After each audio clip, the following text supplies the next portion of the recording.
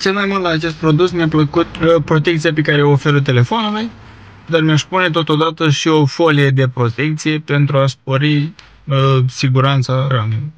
Este o husă foarte plăcută la atingere, are o culoare feminină, mai potrivită pentru doamne decât pentru domni.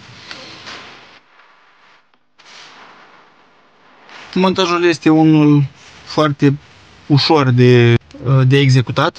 Se molează foarte bine pe telefon. Clipsurile sunt exact pe dimensiunile telefonului.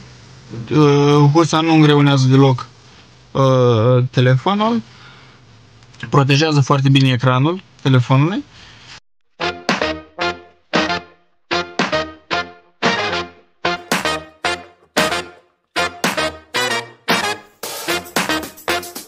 E făcut dintr-un material de calitate. Da, aș recomanda pentru cei care vor să-și protejeze telefonul. Este o husă flip, de tip flip, foarte elegantă și se potrivește foarte bine pe modelul ăsta de telefon.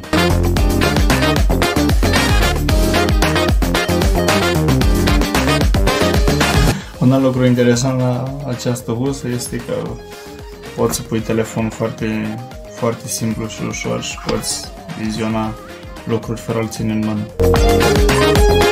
Este o husă neagră, foarte plăcută la atingere.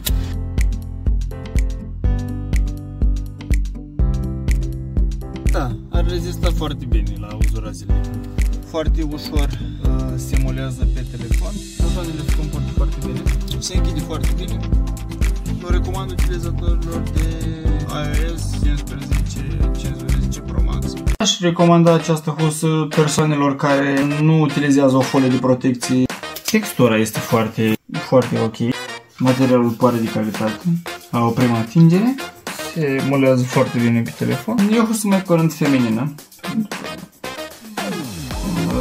culoarea fiind de așa natură. Montarea este foarte ușoară. Poate fi montată fără prea mult efort. Prea multe bătăi de cap. Se potrivește foarte bine pe telefon. Husa nu influențează greutatea telefonului. Este o husă foarte ușoară. Este o husă foarte practică care îți protejează telefonul